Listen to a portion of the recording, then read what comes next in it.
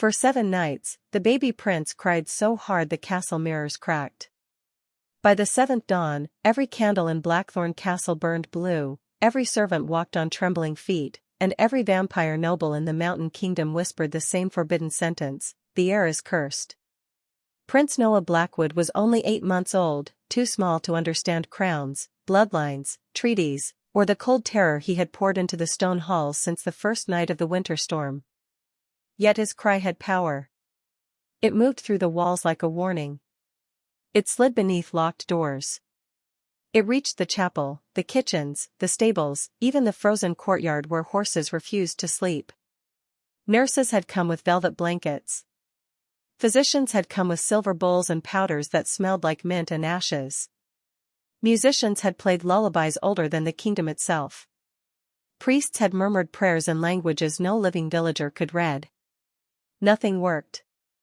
The baby cried harder whenever a stranger touched his cradle, harder whenever the council gathered near him, hardest whenever Lady Vanessa Crane entered the nursery in her white silk gown and smiled as if grief were an event she had dressed for. At the center of it all stood King Adrian Blackwood, vampire king of the northern houses, ruler of every shadow between the iron forests and the sea. He had the face of a carved saint and the eyes of a winter storm. His skin was pale, but paler than any human's, almost luminous beneath the torchlight, and his black cloak fell from his shoulders like a piece of midnight. For 7 nights, he had not left the tower. For 7 nights, he had stood beside his son's cradle with one hand on the dark wood, listening to a cry he could command armies to fear but could not soothe. On the 7th morning, the High Council demanded an answer. They gathered in the great hall beneath the ribs of the vaulted ceiling, their jewels cold, their faces colder. "Your Majesty," Lady Vanessa said softly, her voice smooth enough to sound kind to anyone who did not know better, "the kingdom is frightened. The child's condition grows worse. Perhaps it is time to consider that Prince Noah carries an omen." The hall went silent. Even the fire seemed to shrink. Adrian turned his silver-gray eyes toward her, and the air tightened. "Choose your next words carefully." Vanessa lowered her gaze, but not quickly enough to hide the satisfaction behind it. "I only mean the people need stability. A queen at your side. A proper mother for the prince. Someone of noble blood." Across the hall, behind a line of stone pillars, Clara Bennett stood with a basket of folded linens pressed to her chest. She was not supposed to be there. She was not supposed to hear council matters. She was not supposed to be anything at all, except quiet hands and lowered eyes. Clara was the lowest maid in Blackthorn Castle, a human girl from a poor village 5 miles below the mountain road. She had fair skin made rough by cold water, brown hair pinned badly under a plain cap, and a dress that had been mended so many times the seams looked like pale little roads. She slept beside the kitchen hearth when the ashes were warm and behind the pantry when they were not. She ate what the cooks forgot to throw away. She sent half her wages to a younger brother apprenticed to a wheelwright in town. No one in the castle called her Miss Bennet. Most did not call her anything. To them, she was girl, maid, you there. But Clara had learned long ago that invisible people heard the truth before powerful people did. And what she heard in Prince Noah's cry was not anger. Not sickness. Not hunger. Fear. The kind of fear a child felt when no one in the room understood what he was trying to say. That night, the storm returned. Snow struck the windows in hard white bursts, and the castle groaned under the wind. Clara was carrying warm cloths from the laundry to the upper nursery when the cry changed. It had been sharp for days, desperate and unbroken. Now it came in small, strained sobs, 7 little sounds, then silence, then 3 more, then a weak breath that made Clara stop halfway up the tower stairs. 7. Silence. 3. Again. 7. Silence. 3. Clara's fingers tightened around the basket handle. She did not know why the rhythm mattered, only that something inside her recognized it as not random. Her mother, before she disappeared near the vampire border years ago, had once told her that babies spoke before they had words.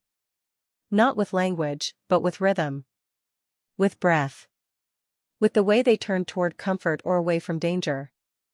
Clara had been 12 then, sitting beside a cradle in a candlelit cottage, watching her mother calm a feverish infant by humming back the pattern of his cries.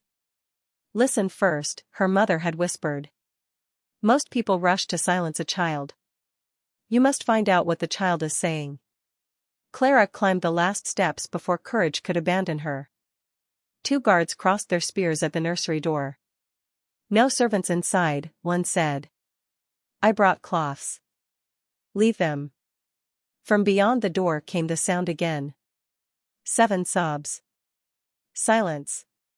3. Clara looked at the guards, then at the heavy oak door, where frost had formed around the iron handle despite the fire burning inside. "He is not crying because he is cursed," she whispered. The guard stared at her. "What did you say?" Clara swallowed. Her heart beat so loudly she felt it in her throat. "He is crying because he remembers something." The door opened before the guards could answer. Not by hand. By command. The room beyond glowed with blue fire. King Adrian stood near the cradle, still as a statue, his pale face turned toward her. "Repeat that." Clara nearly dropped the basket. Every lesson of survival screamed at her to bow, apologize, vanish. But Prince Noah gave another tiny, broken cry, and the sound pulled her forward. "Forgive me, Your Majesty," she said, lowering her eyes. "I only meant, he sounds afraid." Adrian studied her for a long moment. "Everyone is afraid of something in this castle." "Not like that," Clara said before she could stop herself. The nearest guard inhaled sharply. No one corrected the king. No one interrupted his grief. But Clara's gaze had moved to the cradle. Noah's small hands were clenched in the blanket, his cheeks wet, his pale lashes stuck together. His skin had the same moonlit whiteness as his father's, though softer, fragile as milk glass. A silver charm hung over the cradle, turning slowly. Every time it passed toward the north window, the baby flinched. Clara saw it. No one else did. "May I?" she asked. Lady Vanessa, standing in the corner where the firelight did not quite reach, gave a quiet laugh. "A laundry maid believes she can do what royal physicians could not."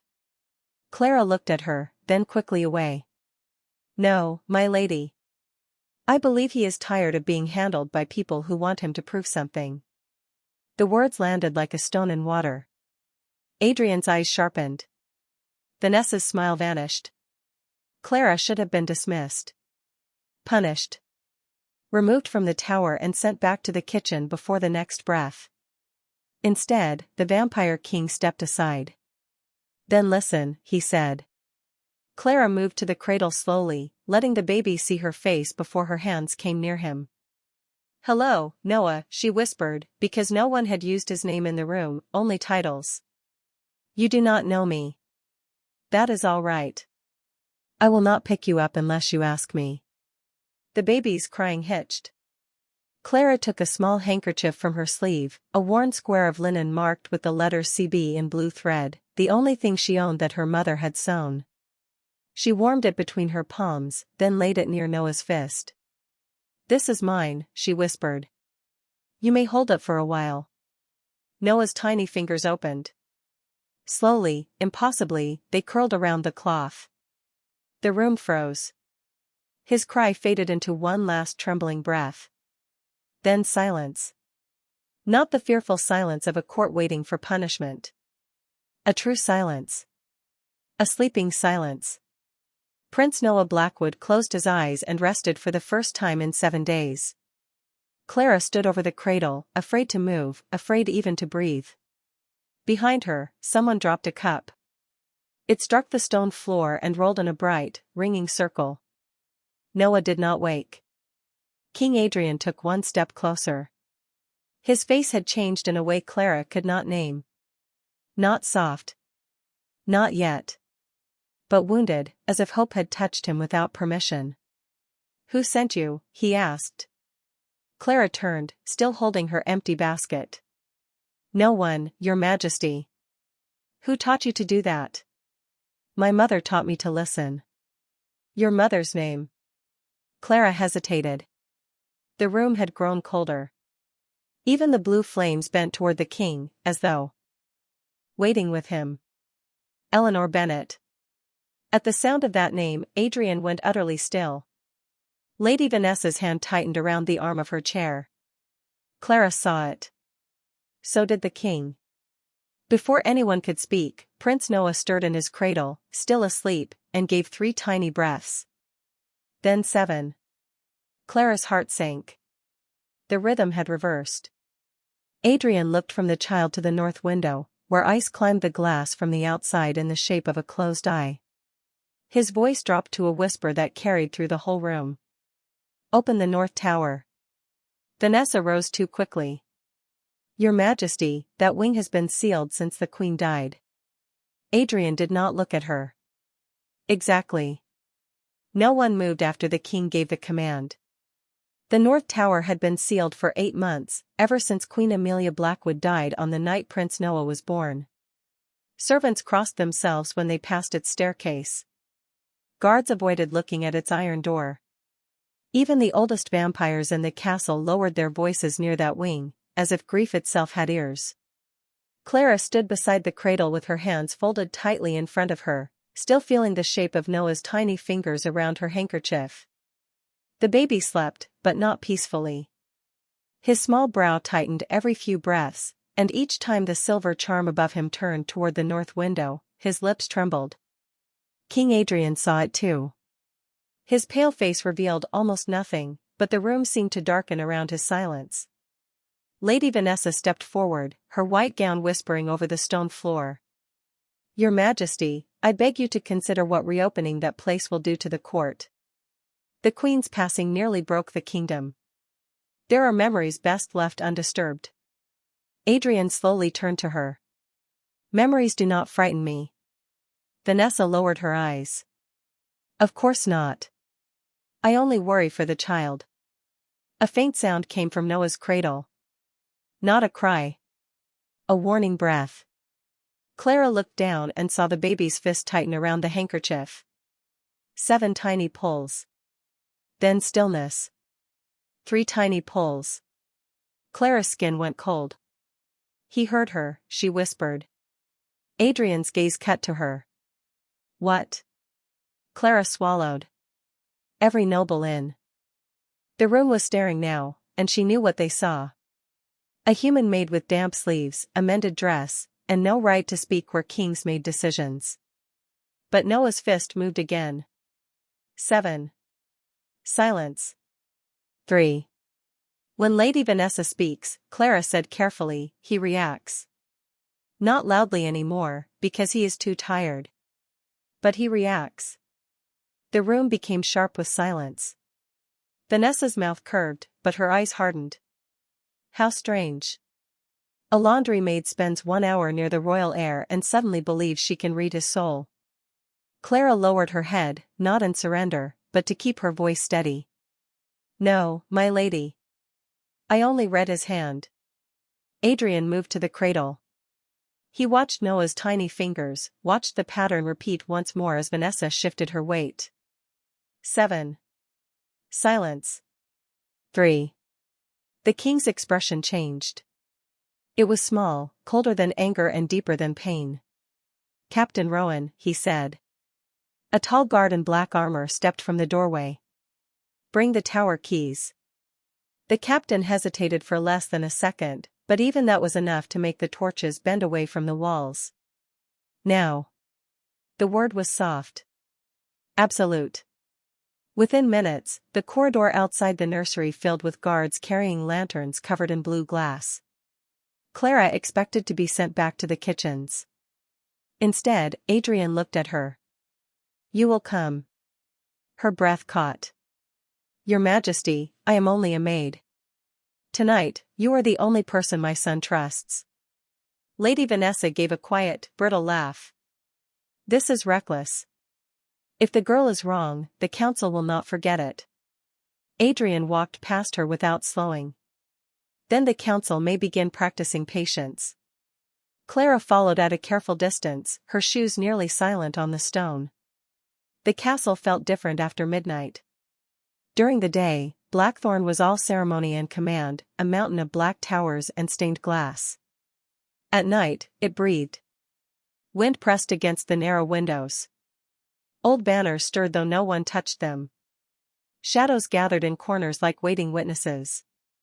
They climbed 3 staircases, crossed a bridge enclosed by frost-clouded glass, and stopped before an iron door sealed with black wax and the royal crest. A crown above a sleeping rose. Captain Rowan held out the keys. His face was pale even for a vampire. No one has entered since the Queen's chamber was closed. Adrian took the key. For one moment, his hand rested against the crest. Clara saw his fingers tremble. Not much. Almost nothing. But enough to tell her that the king who frightened armies was still a father standing before the room where he had lost someone. The lock opened with a sound like a sigh. Cold air spilled out. Not ordinary cold. This cold smelled of old flowers, burned candles, and dust left untouched too long. The lanterns brightened as they entered. The North Tower chamber had once been beautiful. Blue velvet curtains hung over tall windows. A cradle carved with moonflowers stood near the hearth. A harp leaned against the wall with one string broken. On a table beside the bed sat a silver basin, a folded blanket, and a small glass bottle no bigger than Clara's thumb. The room had been frozen in the middle of a life interrupted. Clara stepped carefully, afraid her presence alone might damage the silence. Adrian did not move at first. His eyes were fixed on the rocking chair beside the cold fireplace. She sat there, he said, so quietly Clara almost did not hear. Every evening. She would read to him before he was born. Clara's chest tightened. The king's grief did not look like tears. It looked like a room that no one had allowed to breathe. Captain Rowan moved toward the table. Your Majesty. Adrian crossed the room in 3 strides. Clara followed just far enough to see what the captain had found. Behind the silver basin, partly hidden beneath the folded blanket, was a strip of white silk embroidered with a black crane. Vanessa's family mark. Clara looked back toward the door, expecting Vanessa to be there, but the hallway beyond stood empty. That could have been placed here by anyone, Captain Rowan said, though he did not sound convinced. Adrian lifted the silk but said nothing. Clara's attention moved to the small glass bottle. Its stopper was sealed with pale wax. Inside was a powder the color of moonlit ash. She had seen something like it before. Not in the castle. In her mother's old workroom. Years ago, locked in a cabinet and labeled in careful script, Nightbane. Do not use near infants. Do not use near grieving hearts. Clara's pulse quickened. Your Majesty, she said, may I look at that bottle? Captain Rowan frowned. Careful, girl. Adrian handed it to her before the guard could object. Clara held the bottle near the lantern. The powder shifted like dry mist. A faint scent rose through the wax. Bitter lavender. Cold iron. Burned honey. Her stomach turned with recognition. My mother kept notes about this, Clara whispered. Nightbane does not always hurt the body. Sometimes it troubles the senses. It makes a child feel surrounded by danger, even when the room is safe. Adrian's hand closed around the strip of silk. How would it reach Noah? Clara looked toward the old cradle, then the blanket, then the silver charm hanging above it. Her thoughts moved quickly, connecting small things no one important had noticed. If the powder touched something near him. A blanket. A charm. A ribbon. He would not know what was wrong. He would only feel fear. Captain Rowan's voice lowered. The charm in the nursery was changed 3 days after the Queen died. Lady Vanessa arranged the memorial blessing. The lanterns flickered. Adrian turned toward the door, and for the first time Clara understood why people feared ancient kings. His anger did not explode. It became still. Deep. Inevitable. But Clara stepped closer before fear could stop her. Please, she said. Noah is sleeping.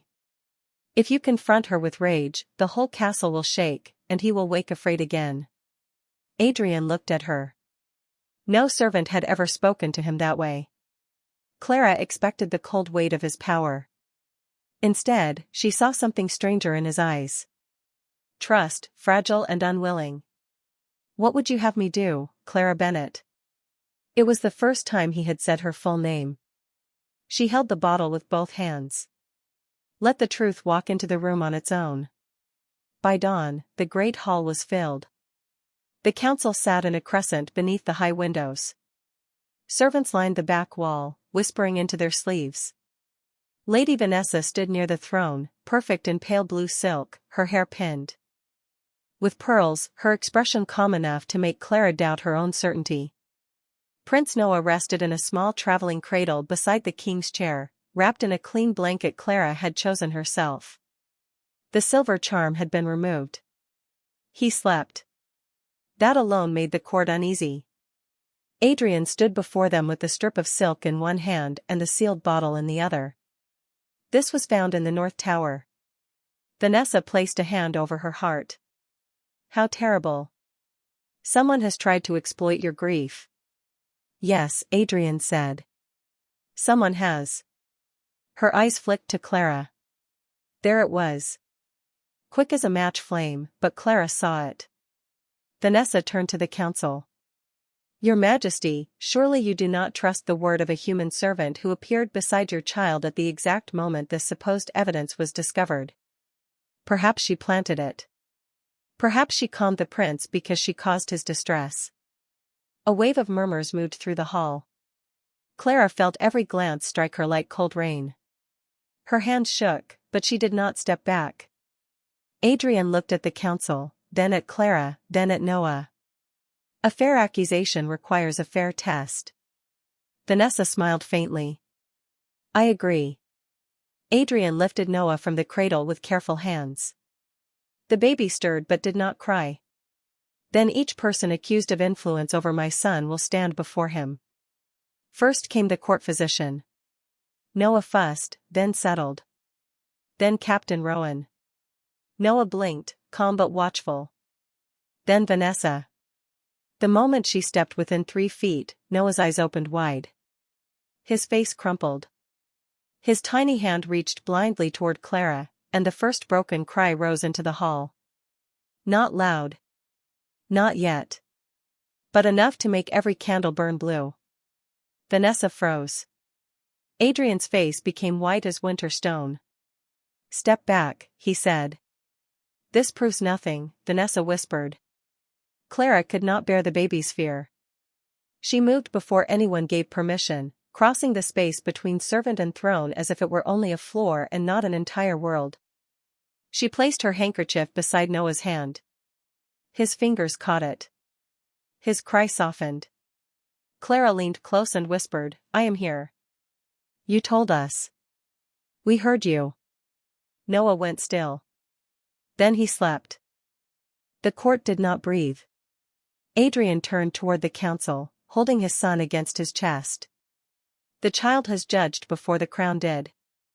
Vanessa's perfect mask cracked. Not fully. Just enough. And in that crack, the truth began to show.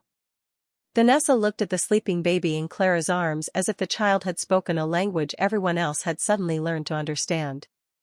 For one heartbeat, the great hall belonged to silence. Then the whispers began. They moved from noble to noble, from pillar to pillar, soft at first, then sharper, like winter rain against stained glass. Clara stood near the throne with Prince Noah pressed carefully against her shoulder, feeling the tiny warmth of him through the clean blanket. His breath had steadied. His fingers still held her handkerchief, not tightly now, but with the small trust of a child who had finally stopped fighting sleep. King Adrian did not raise his voice. He did not need to. When he spoke, the hall seemed to lean toward him. Lady Vanessa Crane, you asked for a fair test. You received one. Vanessa lifted her chin. Her face had gone pale beneath its practiced calm, but she recovered quickly. A frightened infant proves nothing. Human servants are full of tricks. She has been near him. She gave him her cloth. She could have trained him to respond. A few council members shifted uneasily. Clara felt the accusation like a cold hand at her back. Trained him. As if Noah were not a baby. As if comfort itself were a crime when it came from poor hands. Adrian's eyes stayed on Vanessa. You believe a maid trained my son in one night to fear you and trust her? Vanessa's smile tightened. I believe grief makes even wise kings vulnerable. The words were soft. Almost tender. And more dangerous for it. Clara saw several nobles lower their eyes. That was Vanessa's gift. She could make poison sound like concern. Captain Rowan stepped forward, holding the sealed bottle of nightbane on a velvet cloth. The powder was found in the North Tower, hidden near the Queen's belongings. Vanessa turned on him with wounded grace. And who found it? The maid. Who carried it? The maid. Who benefits from appearing miraculous? The maid. Clara's throat tightened, but she forced herself not to look away. Her mother had always said that fear grew larger when you bowed to it. She adjusted Noah gently, making sure his face was turned from the noise of the hall. I did not benefit from this, Clara said. Her voice was quiet, but it carried because the room wanted to hear whether she would break. Before last night, no one here knew my name. Vanessa's gaze flashed. And now the king says it. Heat rose in Clara's cheeks, but Adrian answered before she could. Because she earned the right to be named. That stopped the whispers. Not because it was romantic. It was not. It was something older and sharper. In Blackthorn Castle, names were power. Servants were called by tasks. Nobles were called by bloodline. For the vampire king to give a poor human maid her full name before the council was not kindness alone. It was recognition. Vanessa understood that. Her hands curled at her sides, then smoothed again over her gown. Then let your precious counsel examine her room, she said. Search her trunk. Search the laundry. Search whatever little corner she sleeps in. If she is innocent, she should have nothing to fear. Clara's heart dropped. Not because she had hidden anything, but because poor people owned so little that even innocence looked suspicious when scattered on a floor. Adrian looked at her. Not commanding. Asking without words. Clara took one breath. Then another. Let them search it, she said. But search Lady Vanessa's chambers too. A gasp moved through the hall. Vanessa laughed once, bright and false. You forget your place. Clara did not move. No, my lady. I remember it very well. That is why I know people like me are always searched first. The servants at the back of the hall went utterly still. Some stared at the floor. Some stared at Clara as if she had opened a locked door in their own chests. Adrian's face remained unreadable, but his eyes changed, the silver deepening like storm clouds over snow. Captain Rowan, he said, search both chambers. Vanessa stepped forward. You cannot be serious. I am rarely anything else. My family has served the crown for 400 years. Then your family will survive a locked drawer being opened. Captain Rowan bowed and left with 6 guards. The wait that followed felt longer than the 7 days of crying. Clara sat beside the throne because Adrian ordered a chair brought for her, though she perched on its edge as if the carved wood might reject her. Noah slept against her, safe for the moment. Adrian stood near them, one hand resting on the cradle, his gaze fixed on the great doors. No one dared leave. Vanessa stood alone beneath the chandelier, looking more and more like a portrait painted too carefully to be alive. At last, the doors opened. Captain Rowan returned carrying 3 items. A small silver key. A ribbon embroidered with the Crane family mark. And a leather journal bound with pale thread. Vanessa's face did not change. That was how Clara knew the items mattered. Captain Rowan bowed. Nothing was found among Clara Bennett's belongings except 2 dresses, a pair of worn shoes, letters from her brother, and a wooden comb. In Lady Vanessa's private writing desk, we found this key hidden beneath a false panel. It opens the Queen's sealed chamber. The hall erupted. Adrian raised one finger. Silence fell. Captain Rowan opened the journal. There are entries discussing Prince Noah's reaction to Nightbane. Dates begin 3 days after the Queen's passing. There are references to the council demanding stability, to the king needing a noble wife, and to the child becoming proof that the castle requires a new queen. Vanessa's mask finally cracked wide enough for anger to show. Those pages are not mine. Captain Rowan held up the ribbon. They were wrapped in a handkerchief bearing your initials. Vanessa turned toward the council. You would believe a guard and a servant over me? No one answered. The powerful loved certainty until certainty stood too close to them. Adrian stepped down from the dais. Each step was quiet. Each step made the flames shrink. Clara held Noah closer, not out of fear of Adrian, but because the room itself seemed to remember what kings could do when grief became judgment. But Adrian stopped several feet away from Vanessa. He did not touch her. He did not threaten her. His voice was colder than any shout. Did my wife know? Vanessa's eyes flickered. Know what? That you were near the North Tower the night she died. I was grieving with the court. Did she know? Vanessa's lips parted. For a moment, the proud noblewoman vanished, and Clara saw the cornered fear beneath her pearls. She was weak, Vanessa said. She filled this castle with human softness. She made you listen to servants. She made you smile at stable boys. She would have raised your heir to believe mercy was stronger than blood. Adrian's face went still in a way that made Clara's chest ache. Vanessa stepped closer, desperate now. I only wanted the kingdom safe. You needed someone strong beside you. The baby would have recovered once the council understood that. I never meant for him to suffer this long. A low sound moved through the hall. Horror, but controlled. YouTube would call it silence. Clara felt it as heartbreak. Adrian looked at Noah, sleeping against Clara's shoulder. When he turned back, he was not the ancient ruler of every northern house. He was a father. 7 days, he said. My son cried for 7 days. Vanessa's eyes filled, but Clara could not tell whether the tears were for Noah or for herself. I love the throne. Adrian's voice sharpened. That is not the same as loving the kingdom. He turned to the council. Lady Vanessa Crane is stripped of her claim to the royal household. Her engagement petition is denied.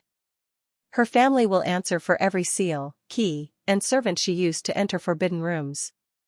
She will leave Blackthorn before sunset and will never stand within 100 miles of my son again. Vanessa staggered as if the words had removed the floor beneath her.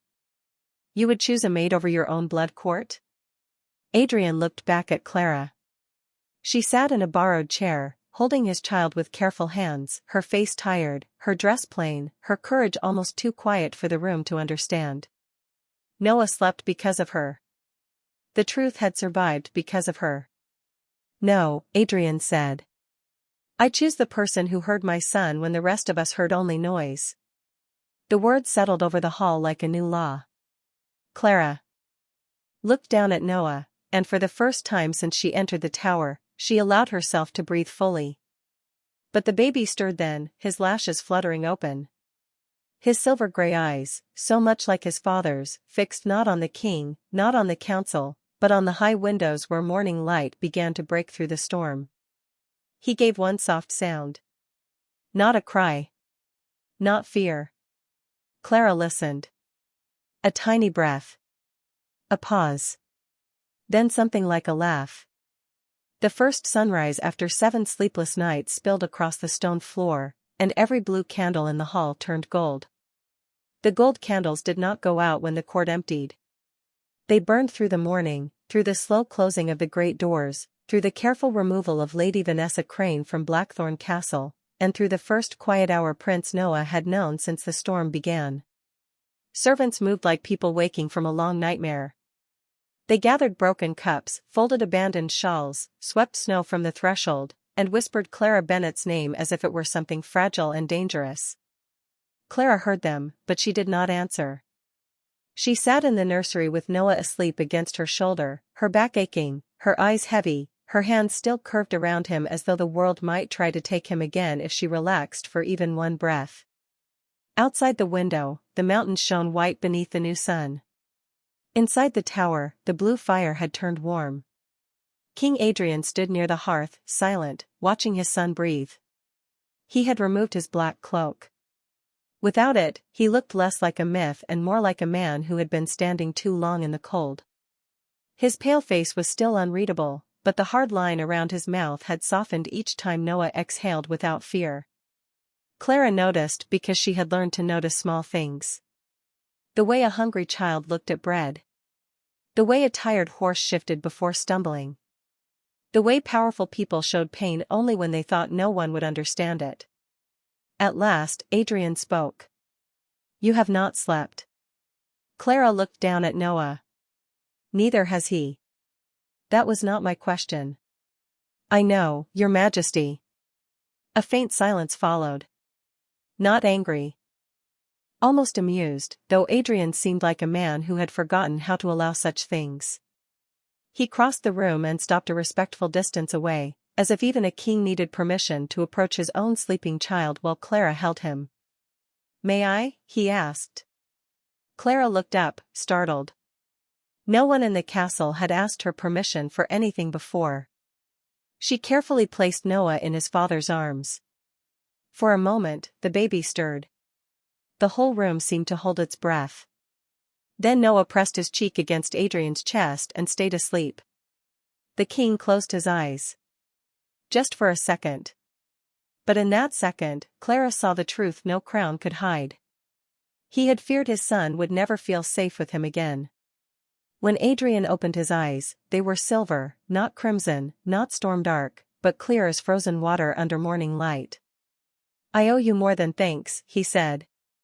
Clara stepped back and folded her hands. "You owe me nothing. I did what anyone should have done." Adrian looked toward the window, where the last of the storm clouds were breaking apart. "That is the problem, Clara Bennett. Anyone should have done it. Only you did." Before she could answer, Captain Rowan entered and bowed. "Your Majesty, the council requests your presence. They are prepared to accept the exile order against Lady Vanessa, but they are asking who will oversee the prince's care now that the royal nursery has been compromised."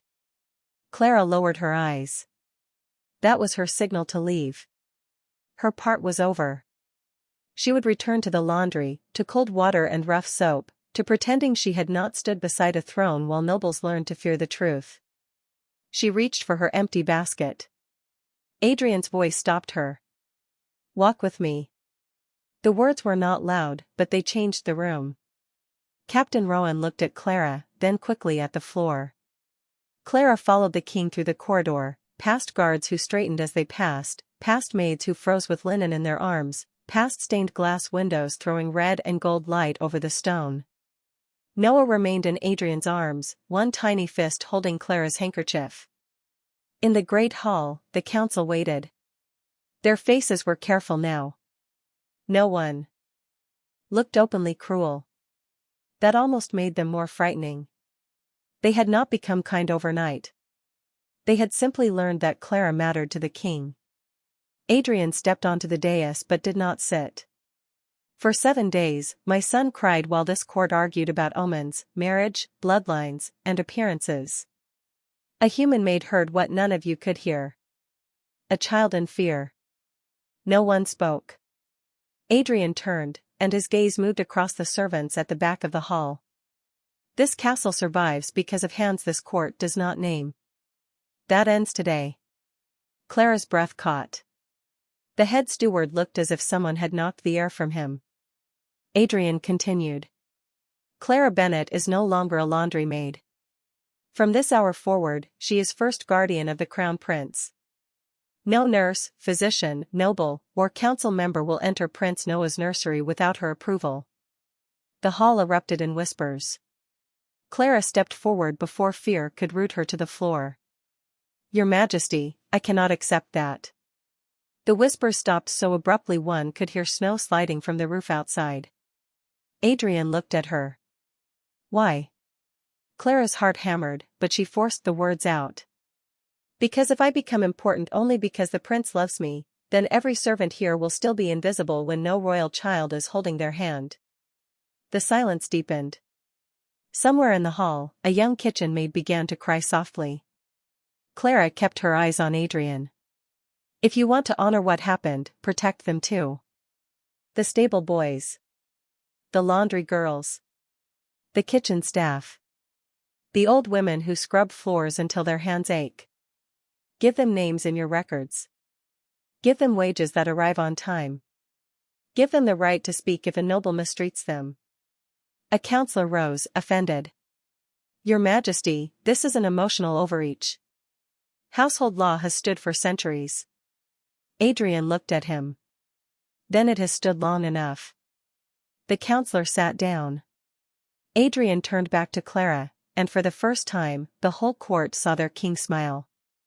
Not warmly, not fully, but truly. "Your condition is accepted." Clara blinked. "All of it?" "All of it." He faced the hall. "By royal decree, every servant of Blackthorn Castle will be entered into the crown ledger by full name. Wages will be reviewed by the steward under Captain Rowan's witness. Any accusation made by a noble against a servant must be heard with evidence, not rank. And any child under this roof, royal or otherwise, will be raised with warmth before ceremony." The words struck the old hall like bells. Some nobles looked horrified. Some looked ashamed. The servants looked as if they had been given sunlight after years underground. Noah woke then, not crying, not afraid.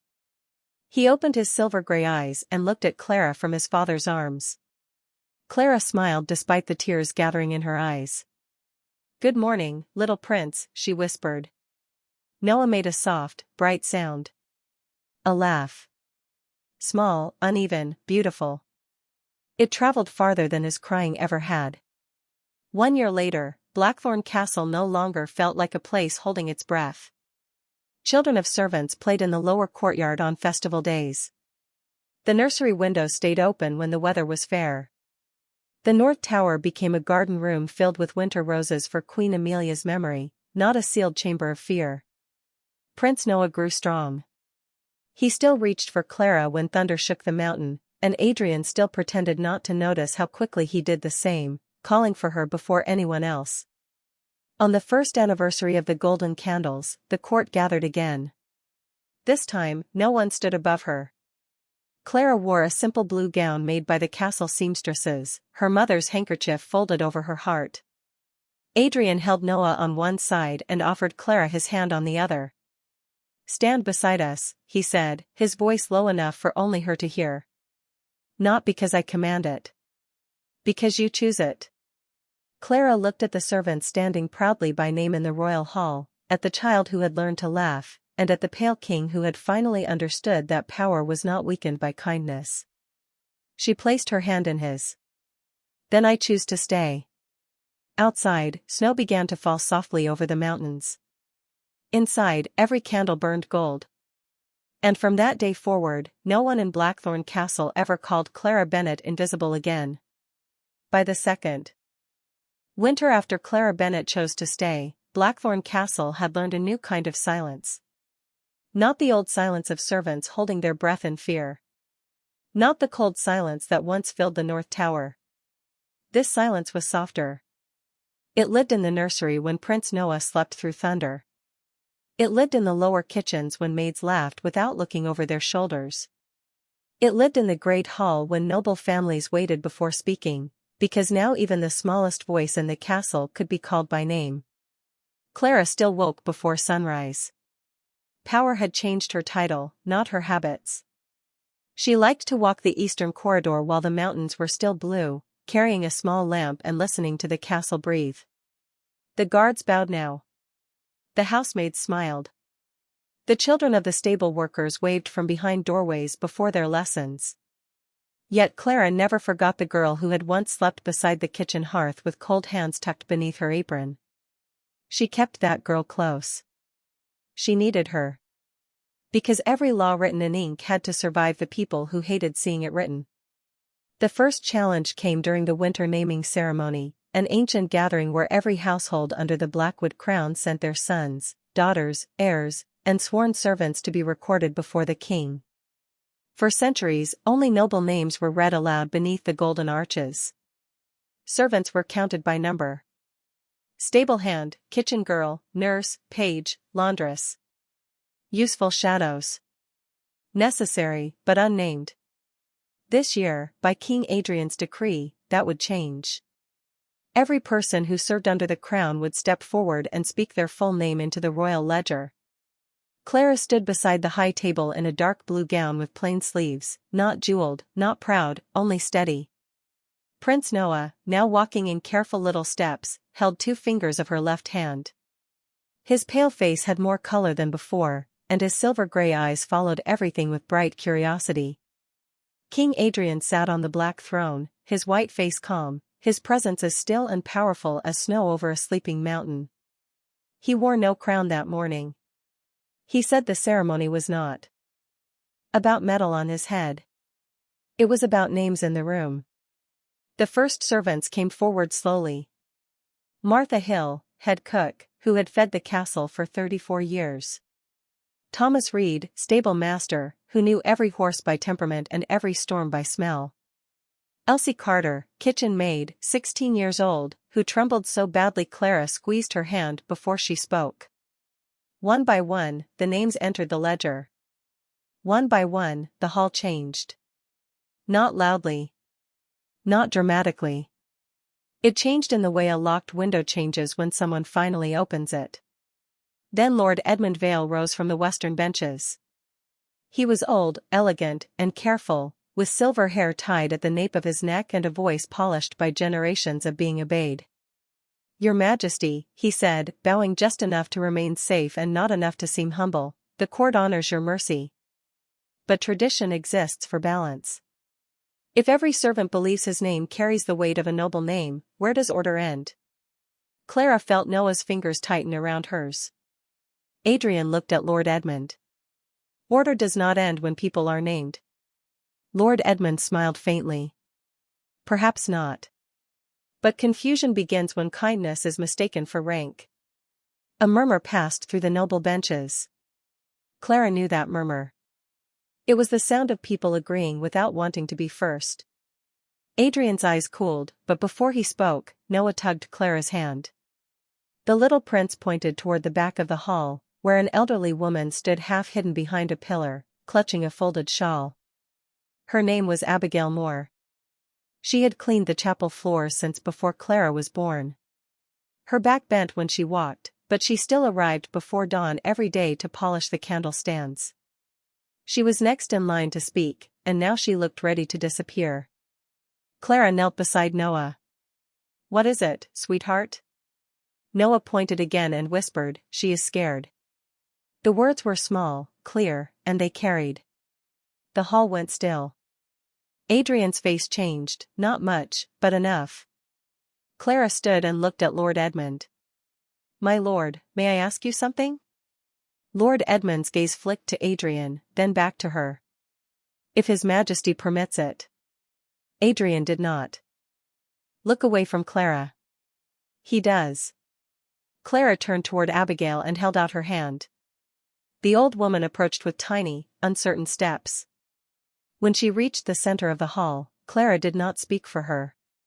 She simply stood beside her. Abigail swallowed. Her voice shook. "Abigail Moore." The quill in the royal scribe's hand moved over the page. Clara smiled. "How long have you served this castle, Mrs. Moore?" 52 years, my lady." Clara shook her head gently. "Clara is enough." A few servants smiled. Abigail's eyes filled with tears. Clara turned to Lord Edmund. For 52 years, she has known which chapel stones crack in frost. She knows which candles smoke too much near the east window.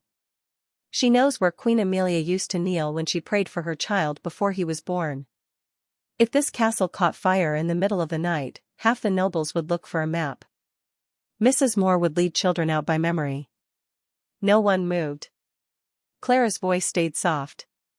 So I ask you, my lord, does saying her name create confusion?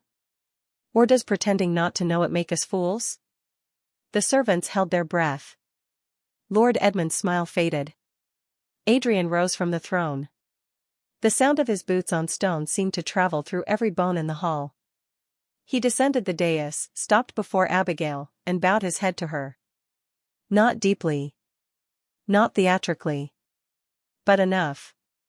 Enough for the nobles to understand. Enough for the servants to remember all their lives. Mrs. Abigail Moore, he said, Blackthorn thanks you. The old woman covered her mouth, and Noah clapped because he thought bowing meant something joyful had happened. That small sound broke the tension. Laughter moved through the room, nervous at first, then real. Even Captain Rowan smiled from the guard line. Lord Edmund sat down without another word. The ceremony continued. By sunset, 312 names had been written into the crown ledger. Clara watched the ink dry beneath the golden lamps, feeling something inside her settle. Not triumph. Something steadier. Proof. Later that evening, after the court had gone and the servants were celebrating downstairs with honey cakes and hot cider, Clara found Adrian in the North Tower garden room. Winter roses bloomed beneath glass panes silvered with frost. Queen Amelia's portrait hung above the hearth now, not hidden, not worshipped, simply remembered. Adrian stood before it with Noah asleep in his arms. She would have liked today, he said quietly. Clara stepped beside him. I think she would have liked that he laughed. Adrian looked down at his son. He laughs because you taught this place how to stop frightening him. Clara shook her head. No. He laughs because you listened. Adrian was silent for a long moment. Outside, snow fell over the mountain road, covering old tracks, making the world clean without erasing where it had been. I built this kingdom with power, he said. I thought that was enough. Clara looked toward the portrait, then to the sleeping prince, then to the pale king who no longer seemed made only of winter. Power can build walls, she said. It cannot make a child feel at home. Adrian turned to her, and in his silver eyes Clara saw no command, no loneliness disguised as control, only a quiet promise. He offered her Noah's small handkerchief, freshly washed, the blue letters CB still stitched in one corner. Then help me make it a home. Clara took the cloth and smiled. Downstairs, servants sang their own names into the night, awkward and joyful, as if learning a new language. In the tower, the prince slept without fear. And for the first time in centuries, Blackthorn Castle was not merely ruled. It was cared for.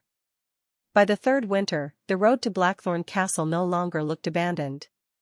Lantern posts stood every quarter mile along the mountain path, their glass-painted gold so travelers could find their way through snow. The lower village had changed too. The baker sent bread to the castle without fear of being underpaid. The wheelwright's apprentices delivered repaired carriage spokes through the side gate and were offered hot cider before they left. Children pointed at the high towers without whispering that monsters lived there. They still knew vampires ruled the mountain. Everyone knew. But fear had softened into something stranger, something Clara Bennett had never expected to see in her lifetime. Trust. It was fragile. It could crack. It had to be tended every day, like winter roses beneath glass. Clara understood that better than anyone. She now carried keys to the nursery, the servant ledgers, and the North Tower garden room, but she still carried her mother's handkerchief tucked inside her sleeve. Titles could be taken. Memories could not. Prince Noah was nearly 3 years old, quick on his feet, bright-eyed, and stubborn in the way only deeply loved children dared to be. He had his father's silver gaze and his mother's quiet smile, though he had learned Clara's habit of listening before speaking. He often stopped in the hallway to ask why a maid looked sad, why a guard rubbed his wrist in the cold, why the chapel bells sounded lonely after sunset. King Adrian said the boy noticed too much. Clara said the boy noticed exactly enough. On the morning of the midwinter peace gathering, Noah refused to wear his ceremonial coat. It was dark velvet with silver frogs and a tiny black collar, beautiful enough to make 3 noble families sigh over the embroidery. Noah looked at it once and hid behind Clara's skirt. "It scratches," he said. The royal dresser froze as if the small complaint were a political crisis. Adrian, standing near the window in a black formal coat, turned from the falling snow. His pale face was calm, but Clara saw the corner of his mouth shift. The Arab blackthorn is defeated by a collar. Noah pressed his face harder into Clara's dress. A bad collar. Clara knelt and touched the fabric. It was stiff beneath her fingers, lined with silver thread too rough for a child's neck. "He is right," she said. The dresser went pale. "First guardian, the council expects the prince in traditional attire." Clara looked at Adrian. "The council is not wearing it." Adrian's silver eyes warmed in that quiet way only Clara and Noah ever seemed to catch. "Then find him something he can breathe in." Within the hour, Noah appeared in a softer blue coat made from wool lined with cotton, less grand, more comfortable, still royal because he wore it without fear. That should have been the smallest victory of the day. It was not. By noon, the great hall filled with envoys from 12 vampire houses, 3 human villages, 2 mountain monasteries, and the merchant guild from the southern road. The gathering had been Adrian's idea and Clara's condition. If Blackthorn wished to rule differently, then the people beneath its shadow needed to stand in the same room and speak without trembling. Long tables had been placed in a circle instead of beneath the throne. Servants sat with guild leaders. Guards stood beside village elders. Vampire nobles looked uncomfortable, but not offended enough to leave.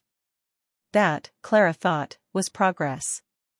At the center of the room, a silver bowl held folded slips of parchment. Each guest had written one concern for the crown to hear. Noah watched the bowl with solemn fascination from his small chair between Clara and Adrian. The first concerns were simple. A bridge needed repair near Hollowbrook. Wolves had come too close to the Shepherd Road. The miller wanted permission to sell flour directly to the castle kitchens instead of through a noble broker. Adrian answered each one with steady attention. He did not perform kindness. He treated every practical matter like a treaty. Then Captain Rowan drew a folded slip that made his expression change. He read it silently first, then looked toward the king. Adrian nodded. Rowan read aloud. "Some families in the lower village still hide their children when royal riders pass. They fear the old laws may return when Prince Noah grows older." The hall went cold in a different way. Not magical. Human. Old fear entering a warm room. Clara looked at Noah. The child had gone very still. He understood more than adults wished children did. A vampire lord from the eastern bench cleared his throat. "That concern is insulting. His Majesty has already changed the household laws. Must every old fear be treated as an accusation?" A village woman stood before anyone expected it. Clara recognized her. Hannah Miller, a seamstress from the lower road, fair-skinned, red-haired, hands worn from needlework. "My lord, with respect, fear does not vanish because powerful people grow tired of hearing about it." The hall sharpened around her. The vampire lord leaned back, displeased. "And what would you have the crown do? Apologize daily for centuries?" Hannah's face flushed, but she stayed standing. "No. I would have the crown remember daily that centuries happened." Clara felt the words land. They were not cruel. They were true. Adrian did not interrupt. He looked at Hannah as if every word deserved room. "What is your request?" Hannah swallowed. "A school, Your Majesty. In the village. For human children and castle children together. Reading, numbers, healing herbs, history. Real history. Not only noble history." Several nobles began whispering at once. One said tradition. Another said contamination. A third said impossible. Noah slid from his chair and walked to the silver bowl. Clara reached for him, but Adrian touched her wrist lightly, stopping her. Not restraining. Asking her to wait. Noah picked up the parchment Captain Rowan had read and carried it to Hannah. The hall watched the tiny prince cross the stone floor in his soft blue coat. He held the slip out to her. "I can learn with them," he said. The room went silent. Hannah looked as if she might cry. The vampire lord looked as if he had swallowed ice. Adrian rose. His white face was luminous in the winter light pouring through the windows. "My son has answered before the crown did." A faint smile moved through the servants, because they remembered another day when Noah's truth had opened the court. Adrian continued. "There will be a school on the lower road by spring. The crown will fund it. The village will help choose its teachers. Children of servants, villagers, guards, and nobles may attend. History will be taught whole, not polished until it lies." The Eastern Lord stood. "Your Majesty, noble choose its teachers. Children of servants' houses will resist placing their heirs beside common children." Adrian looked at him. "Then their heirs may arrive late to the future." Clara nearly smiled. Captain Rowan did smile, briefly, behind his glove. The matter should have ended there, but one final slip remained in the bowl. Noah reached for it before Rowan could. He unfolded it with great concentration and handed it to Clara. Her name was written on the outside. Not her title. Her name. Clara Bennett. She opened it slowly. The writing inside was old, slanted, and familiar enough to steal the breath from her chest. "My daughter, if this reaches you, then Blackthorn has finally learned to listen." Clara's fingers trembled. Adrian saw it instantly. "Clara?" She could not speak. For 3 years, her mother, Eleanor Bennett, had been a memory stitched into a handkerchief, a missing woman near the border, a voice from childhood telling her to listen first. Now her words lay in Clara's hand. Captain Rowan stepped forward softly. "This parchment was found inside the chapel wall during repairs. It was sealed with the Heartkeeper mark." The hall faded around Clara. She read the rest in a voice barely above a whisper. "I served Queen Amelia when she carried her child. I learned that danger had entered the court, but I could not prove it in time. If I vanished, know this. The child would one day need someone who hears fear without despising it. I hoped it would be me. If it is you, forgive me for leaving you with an inheritance made of sorrow. But know this too. Kindness is not weakness, Clara. It is a language old power has forgotten. Teach it back." The letter blurred. Noah returned to Clara and wrapped both arms around her waist. Adrian stepped down from the throne, not as a king approaching a servant, but as one grieving heart recognizing another. He did not ask to take the letter. He did not ask her to be strong. He simply stood beside her while the room waited. Clara folded the parchment carefully against her chest, over the handkerchief her mother had sewn. Then she looked at the hall, at the nobles, the villagers, the servants, the child who had once cried for 7 days, and the pale king who had learned to listen because a maid had dared to. "Then we build the school," she said, her voice shaking but clear. "And its first lesson will be this. No child should have to cry for 7 days before adults learn to hear them." Adrian bowed his head. "So it shall be." Outside, the storm lifted over the mountain road, revealing lanterns burning gold all the way down to the village. Inside Blackthorn Castle.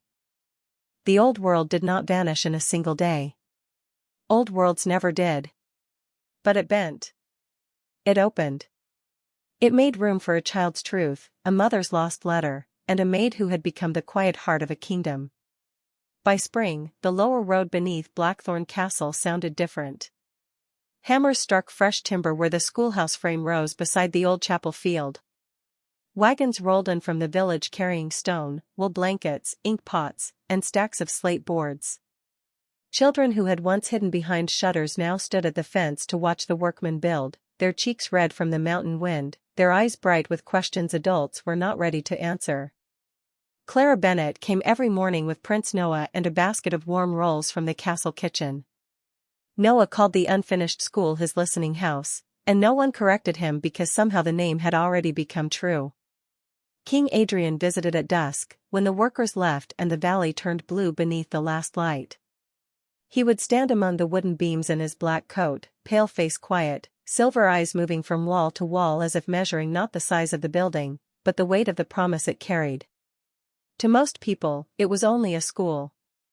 To Clara, it was her mother's letter made into stone and timber. To Adrian, it was proof that the crown could protect more than bloodlines. To the old court, it was trouble with windows. The trouble arrived on a cold April morning in a carriage with black wheels and no village dust on its steps. Lord Edmund Vale returned to Blackthorn with 3 noble witnesses, 2 family scribes, and a smile as smooth as polished bone. Clara saw him from the schoolyard while she was helping Noah place painted stones along the garden path. The boy had insisted every child should bring 1 stone with their name on it when the school opened.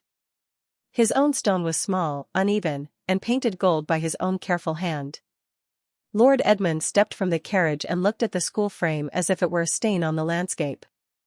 "First guardian," he said, bowing just enough to make the title sound like a question. Clara stood, brushing soil from her skirt. "Lord Edmund." Noah moved closer to Clara's side. He remembered voices, not faces, and Lord Edmund's voice had once made an old chapel woman shake. "His Majesty is expecting you at the castle," Clara said. "Is he?" Edmund looked toward the schoolhouse. "How generous of him to expect things. I have come to inspect the crown's newest experiment before it embarrasses him." Clara felt the workers slow around them. A carpenter lowered his hammer. A village mother stopped tying bundles of reeds. Old Fear did not need much encouragement to come back into a room. Or a field. Clara kept her voice even. "This is not an experiment. It is a school. A school where human children sit beside vampire heirs, servants beside nobles, and history is taught by people who still bleed when they fall." His smile deepened. "You must understand how that sounds to ancient houses." Noah frowned. "It sounds fair."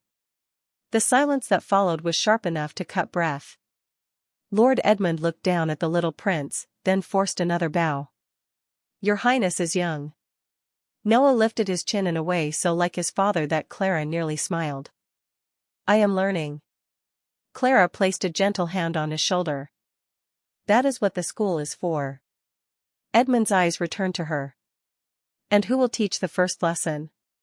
"You?" There it was. Not spoken loudly. Not cruel enough to be named cruelty. Just a blade wrapped in silk.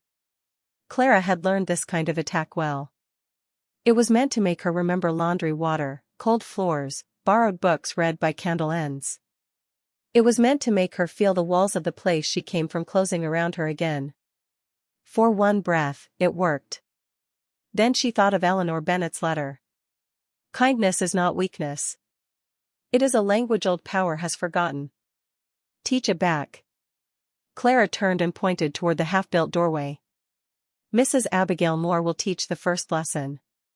Edmund blinked. "The chapel cleaner? The woman who remembers 52 years of this valley. She is not educated." Abigail, who had been sorting linen near the wagon, stiffened. Clara saw her hands close around the cloth. Noah saw it too. "She knows the names of everyone buried by the chapel," Clara said. "She knows which winters took crops and which families shared bread anyway. She knows the lullaby Queen Amelia liked. She knows where village children hid when they were frightened of castle riders. If history is memory with witnesses, then Mrs. Moore is more educated than half this court." The workers looked at Abigail. Not with pity. With recognition. Lord Edmund's face cooled. "Pretty words do not make law." "No," said a voice from behind him. "But my signature does." King Adrian stood at the edge of the road, black coat moving lightly in the wind, his pale face unreadable beneath the gray sky. No one had heard him arrive. Vampires rarely announced themselves unless they wanted fear. Adrian did not need fear. The entire field bowed. He walked to Clara and Noah, then looked at Lord Edmund. You object to the school. I object to disorder being dressed as mercy. You object to children learning together. I object to heirs forgetting the difference between ruling and being ruled. Adrian was silent for a moment. Snowmelt ran in tiny streams beside the road. Somewhere in the unfinished rafters, a bird called once, then flew away. Then let us ask the children what they have learned before the school even opens, Adrian said. Lord Edmund's brows tightened. Your Majesty? Adrian turned toward the fence, where village children and castle children stood watching. Come forward if you wish. No one moved at first. Then Elsie Carter's younger sister, May, stepped through the gate, holding a blue-painted stone. A stable boy followed. Then 2 noble daughters from a minor vampire house who had been sent to observe and had spent the morning secretly helping paint signs. One by one, 12 children gathered beside Noah. Adrian looked at May. What have you learned here? The girl swallowed, clutching her stone. That Prince Noah does not like stiff collars. A ripple of laughter moved through the field. Even Clara laughed softly. Adrian's mouth almost curved. Useful knowledge. He looked to the stable boy. And you? That Lady Clara says listening comes before answering. Clara lowered her eyes at the title, but no one corrected him. A vampire girl with silver braids stepped forward. I learned that humans remember things our books leave out. May looked at her and added, and vampires remember things our grandmothers were too scared to say. The laughter vanished. Something better replaced it. Honesty. Lord Edmund looked away first. That was how Clara knew the field had changed. Adrian faced him. There is the difference, Lord Edmund. You fear they will forget who rules. I hope they remember who lives. Edmund bowed stiffly. The ancient houses will not all approve. Adrian's voice remained calm. They do not need to approve of children learning to tell the truth. They need only avoid standing in the doorway. That evening, the first class was held before the walls were finished. Benches were made from planks laid over barrels. The roof was only half complete, so the sunset entered freely, turning dust into gold. Abigail Moore stood at the front with trembling hands while Clara sat among the children instead of above them. Adrian stood outside the doorway with Captain Rowan, close enough to hear, far enough not to turn the lesson into court ceremony. Noah sat between May and the silver-braided vampire girl, his painted stone on the table before him. Abigail opened a small notebook. For a moment, her voice failed. Clara met her eyes and nodded. The old woman took a breath. My name is Abigail Moore, she began, and I remember the winter when the chapel froze from the inside. Every child leaned forward. Outside, Adrian listened without moving. Clara watched him through the open doorway and saw the old world leaving him piece by piece, not as defeat, but as release. When Abigail finished, Noah raised his hand. Is remembering hard? Abigail smiled through tears. Yes, Your Highness. But forgetting is harder on the ones who were hurt. Noah thought about that. Then he pushed his gold stone to the center of the table. Then we remember together. By nightfall, every child had placed a stone beside his. Human names. Vampire names. Servant names. Noble names. Uneven colors. Crooked letters. A small circle of proof. Clara stood in the doorway after everyone left, looking at the stones under candlelight. Adrian came too. Stand beside her. You faced Edmund without raising your voice, he said. Clara smiled faintly. My mother taught me to listen first. Not to stay silent forever. Adrian looked at the schoolhouse, then at the village lights below and the castle towers above. Tomorrow, there will be more objections.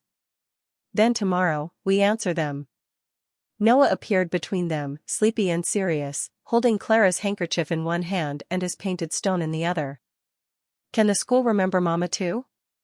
Adrian's stillness changed. Clara's heart tightened. Then the king knelt in the unfinished doorway, bringing himself to his son's height. Yes, he said softly. It will remember your mother. It will remember Clara's mother. It will remember everyone we were taught to forget. Noah nodded as if this settled the matter. And perhaps, in the way children sometimes understand kingdoms better than councils, it did. Above them, Blackthorn Castle watched from the mountain, no longer only a fortress of ancient power, but a guardian of a small schoolhouse glowing with candles below. The first lesson had ended. The real education of the kingdom had begun. The schoolhouse opened under a sky the color of polished silver, with Blackthorn Castle rising above the valley like a dark crown watching over its first honest lesson. By then, the building had walls, a roof, 2 iron stoves, 27 desks, and a bell Clara Bennett had insisted should be rung by the children, not by guards. Every student brought a painted stone to place along the garden path. Some stones carried neat noble crests. Some held crooked village letters.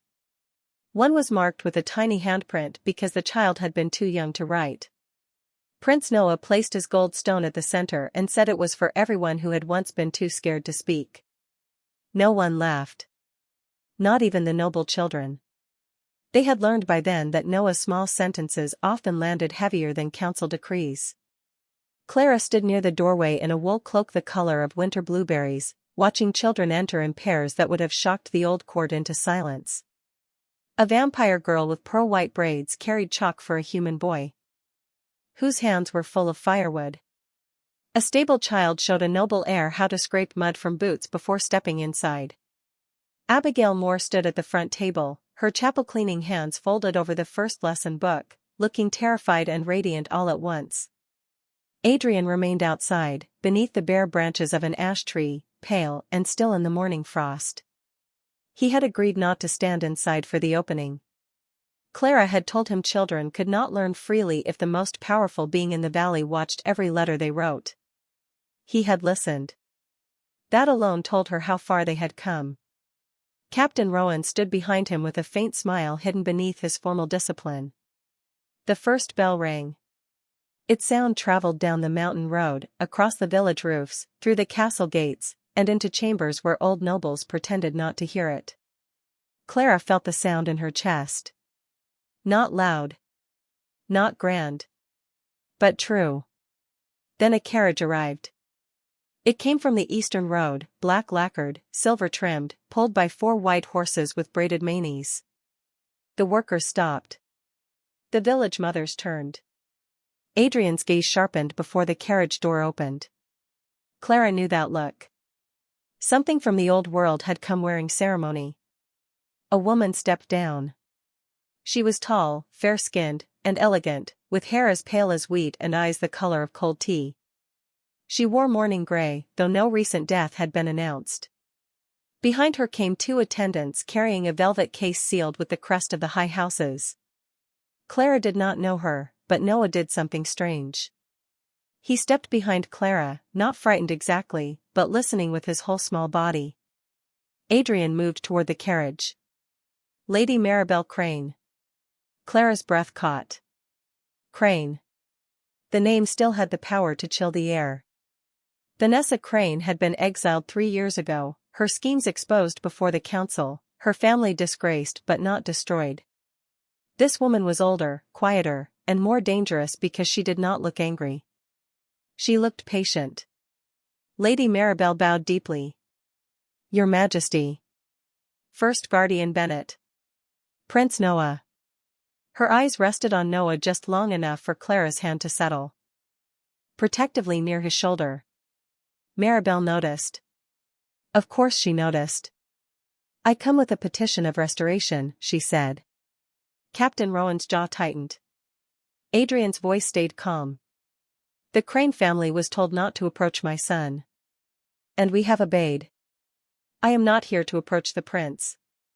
I am here to ask that my family name be allowed to serve the Valley School. Murmurs moved through the gathered parents. Clara looked at the velvet case. Serve how? Maribel opened it herself. Inside were books. Beautiful books, bound in dark red leather, stamped with gold. History texts. Noble genealogies. Court etiquette. Royal law. They smelled of wealth and locked libraries. Your school lacks proper materials, Maribel said. Children should learn from approved records. We offer these as a gift. It was a generous gesture. Too generous. Clara had lived poor long enough to distrust gifts that arrived with witnesses. Abigail came to the doorway, wiping her hands nervously on her apron. The children inside had gone quiet, faces turned toward the open door. Noah looked up at Clara and whispered, "Those books are heavy." Clara knelt slightly. "Do you mean the case?" He shook his head. "No." The words. Adrian heard him. So did Maribel. Something passed across her face, quickly hidden. Clara stepped toward the velvet case and opened the first book. The pages were fine, the ink perfect, the handwriting elegant. She skimmed the introduction. Then the second page. Then the third. Her chest tightened. Humans appeared only as laborers, debtors, villagers granted mercy, unnamed witnesses to noble decisions. Servants appeared as household assets. Queen Amelia was mentioned in one sentence. Eleanor Bennet was not mentioned at all. No village story. No chapel winter. No 7 days of crying. No first names from the ledger. Clara closed the book softly. These are not history books, she said. They are mirrors angled toward the powerful. Maribel's mouth remained pleasant. History must have structure. History must have witnesses. Witnesses remember incorrectly. Abigail's small voice came from the doorway. So do courts. Everyone turned. The old woman looked startled by her own courage, but she did not retreat. Clara saw the children watching her, and Abigail saw them too. Her back straightened. Maribel's eyes narrowed a fraction. "Mrs. Moore, is it not? Your memories are valuable for songs and hearth stories, but children require facts." Abigail stepped into the sunlight. Fact. The chapel froze from the inside during the winter of black hunger. Fact. 12 servant children slept in the storage room because it was warmer than their homes. Fact. Queen Amelia sent soup every night and made the steward write down their names. Fact. That record disappeared after she died. Maribel's expression finally changed. Not anger. Calculation. A touching story. Noah stepped forward before Clara could stop him. It is not a story if it happened. The children behind him began to move, one by one, gathering at the doorway. May held her painted stone. The silver-braided vampire girl held a slate. A noble boy named Peter carried a piece of chalk like a tiny sword, though he did not raise it. Clara felt the shape of the moment change. This was not a battle of magic or blood. It was a battle over who would be allowed to remember. Adrian walked to Clara's side. "Lady Maribel, the school will not use records that erase the people it claims to teach." Maribel bowed her head. "Then perhaps the high houses will withdraw support from the school." Clara met her eyes. "You had not given support. You had offered control." The words were gentle. That made them sharper. Maribel looked at the children, then at the village parents, then at Adrian. She saw no fear strong enough to bend. At last, she closed the velvet case. "The high houses will hear of this." Adrian's pale face was calm as moonlit stone. "Tell them to send better books." The carriage left without a dramatic farewell. Its wheels rolled over frozen mud and vanished down the eastern road, taking the old court's version of history with it. For a long moment, no one spoke. Then Noah walked to Abigail and took her hand. "Can we write our own first book?" Abigail looked at Clara. Clara looked at Adrian. Adrian looked at the schoolhouse full of children waiting to be told whether truth was something they We're allowed to make room for. Yes, Clara said. But not one person alone. She turned to the parents, the servants, the guards, the villagers, the nobles brave enough to stay. Everyone brings one memory. One true thing. We write them together. That afternoon, lessons did not begin with noble law. They began with names. Abigail wrote on the board in slow, careful letters. Things we know because someone lived them. May spoke about the year the bridge washed out and castle cooks sent flour in secret. Peter spoke about being told never to play with village children, then discovering they knew better games. The silver-braided vampire girl spoke about fearing sunlight myths until a human child showed her how morning looked from behind blue glass. Noah spoke last. He stood on a footstool, very serious, one hand holding Clara's handkerchief. I know crying is not bad, he said. It means something needs listening. Clara pressed her fingers to her lips. Adrian stood in the doorway, white-faced and silent, his silver eyes brighter than the winter sky. By dusk, the first page of the school's first book was full. The handwriting was uneven. The spelling was imperfect. The truth was alive. Clara carried the page back to the castle that evening while Noah slept in Adrian's arms. Snow began falling softly, covering the carriage tracks from the eastern road. Behind them, the schoolhouse windows glowed gold. Ahead, Blackthorn Castle waited, no longer a place where history was kept behind locked doors, but a place where even the smallest voice could change what the kingdom remembered. The first book the children wrote became more dangerous than any weapon the old court had ever feared. It sat on a plain oak table in the schoolhouse, bound in brown leather by the village bookbinder, filled with uneven handwriting, ink smudges, pressed flowers, copied names, and memories that had survived because ordinary people had refused to forget them. At first, the high houses mocked it. They called it a child's scrapbook. They called it a servant's daydream. They said no kingdom could place kitchen stories beside royal law and expect the world to remain standing. Then copies began. Moving down the mountain road. One reached Hollowbrook.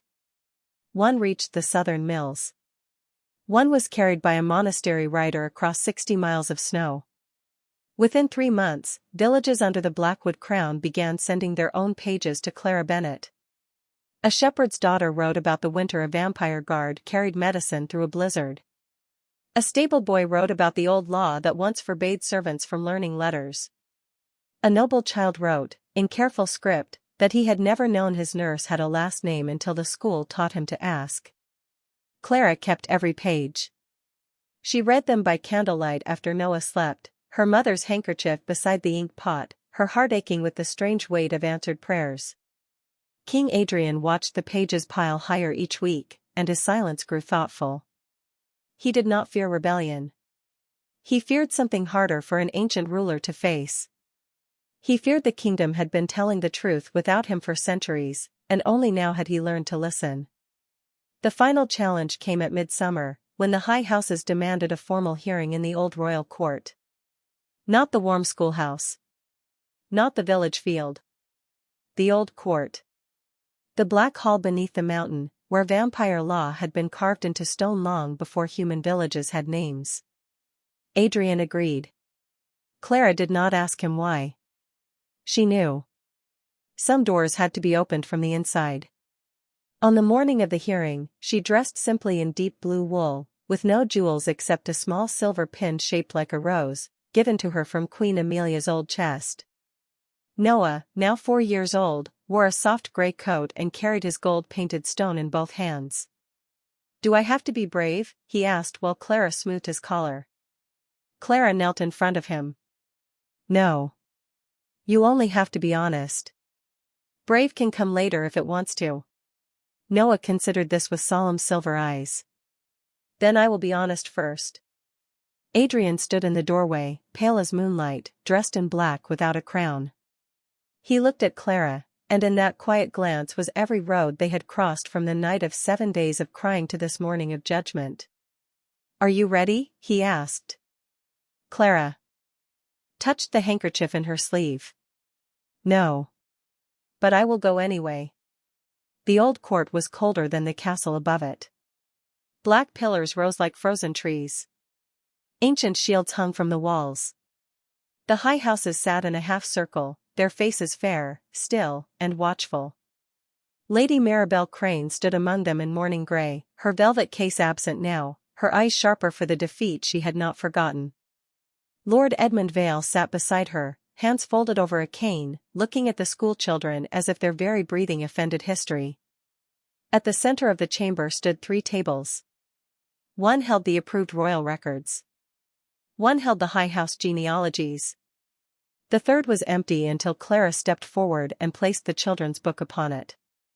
The plain brown cover looked almost humble between gold and silver.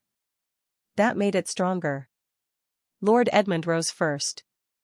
Your Majesty, the matter before us is not sentiment. It is preservation. If the Crown accepts village memory as official record, law becomes unstable. If servants may correct nobles, rank becomes uncertain. If children are taught to question the old accounts, loyalty becomes fragile. Adrian sat on the throne carved into the mountain stone, Noah beside him, Clara standing not behind the throne, but to its right. The placement had already unsettled half the chamber. Continue, Adrian said. Edmund lifted a thin hand. We request that the Valley School remain open only under High House supervision, that the children's book be removed from instruction, and that Clara Bennett's authority over education be reviewed by Noble Committee. The words were clean. The meaning was not. They wanted the school alive in name and obedient in spirit. Clara felt old fear rise in her body, the fear of cold kitchens and locked doors and people saying her place like it was a chain. Then Noah reached out from the throne and placed his gold stone on the armrest between them. A small sound. A world of meaning. Adrian looked to Clara. You may answer. She stepped forward. Her voice did not feel strong at first. It became stronger because she used it. My lord, you said loyalty becomes fragile when children question old accounts. I believe loyalty becomes false when children are punished for seeing what adults hide. A murmur moved through the high houses. Clara opened the brown book. The school does not teach children to hate the crown. It teaches them that a crown is responsible for the people beneath it. It teaches names. It teaches memory. It teaches that fear should not be mistaken for peace. Maribel's voice cut in, smooth and cool. Beautifully spoken. But you are not a historian. Clara turned a page. Neither was Mrs. Abigail Moore when she remembered the chapel winter. Neither was Thomas Reed when he remembered which guards protected villagers during the old floods. Neither was my mother when she wrote that the prince would need someone who could hear fear without despising it. Yet all of them preserved truths your approved books misplaced. Maribel's eyes flashed. Misplaced is a generous word. Clara held her gaze. I am trying to be generous. The chamber went silent. Then Noah stood. Adrian turned to him, surprised, but did not stop him. The little prince picked up his gold stone and walked down the 3 steps of the throne. He stopped before the 3 tables, small beneath the ancient pillars, and set his stone on top of the children's book. When I cried, he said, his voice clear and young, everyone wanted me quiet. Clara wanted to know why. No one moved. Noah looked at the high houses. If the books only make people quiet, they are not teaching. They are hiding. Clara's eyes stung. Adrian's face became very still, the kind of stillness that came when an ancient heart was learning from a child. Lord Edmund opened his mouth, then closed it. Maribel looked away first. That was the turn. Not victory with thunder. Not defeat with shouting. Just one powerful woman unable to meet a child's truth. Adrian rose. His pale face seemed almost luminous against the black stone. The crown has heard both arguments. Here is my judgment. The Valley School will remain independent under the protection of the throne. The children's book, and every verified memory sent to it, will be copied into the royal archive beside noble records.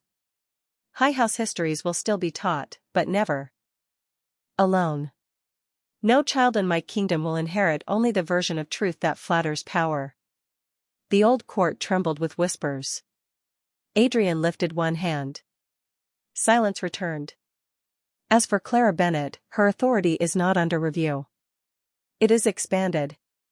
From this day forward, she is keeper of the living record, first guardian of the crown prince, and protector of the Valley School. Her word in matters of child welfare, servant rights, and educational truth carries the seal of the crown. Clara could not breathe for a moment. Not because of rank. Because every invisible year of her life had just been answered by name. Adrian stepped down from the throne and stood before her, not above her. Do you accept? Clara looked at Noah, at the plain brown book, at Abigail Moore wiping tears with both hands, at the village children peering from the back of the court, at the nobles who looked shaken but silent, and finally at the pale king who had learned that power could kneel without becoming smaller. I accept, she said. But only if the archive begins with the names of those who were never allowed to write before. Adrian's eyes softened.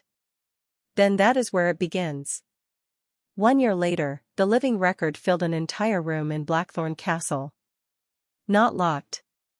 Not hidden. Children visited it on clear mornings and snowy afternoons. Servants brought memories in careful envelopes. Nobles came too, some proudly, some quietly, some ashamed, but they came. The school grew. The village road widened. Lanterns burned every quarter mile, gold in winter, blue in summer storms. Prince Noah learned letters, history, kindness, and the difficult art of ruling without forgetting how fear sounded. Clara remained beside him, not as a maid, not as an ornament to the court, but as the person who had once heard a crying child and changed the direction of a kingdom. On the 5th anniversary of the night Noah first slept, Blackthorn Castle held no grand feast. Clara asked for something simpler. At sunset, the castle doors opened, and everyone gathered in the courtyard, nobles, guards, villagers, children, cooks, stable hands, scribes, and elders. Adrian stood with Noah on one side and Clara on the other while Abigail read the first page of the living record aloud. It contained only names. Eleanor Bennett. Amelia Blackwood. Abigail Moore. Clara Bennett. Noah Blackwood. And hundreds more. Names that had once been swallowed by stone. When the reading ended, Noah slipped his hand into Clara's and looked up at his father. Is the kingdom fixed now? Adrian looked across the courtyard, at faces bright in candlelight, at old wounds not erased but finally tended. No, he said gently. But it is listening. Clara smiled through quiet tears. Snow began to fall, soft as ash, clean as mercy, covering the roofs, the road, the schoolhouse, and the castle that had once mistaken silence for peace. Noah leaned against Clara, sleepy and safe. Adrian placed one pale hand over his son's shoulder, and for a moment the three of them stood beneath the falling snow like the answer to a prayer no one had dared speak aloud. Power had ruled Blackthorn for centuries. But kindness had taught it how to hear. And from that night forward, no child in the valley ever had to cry for 7 days to be believed.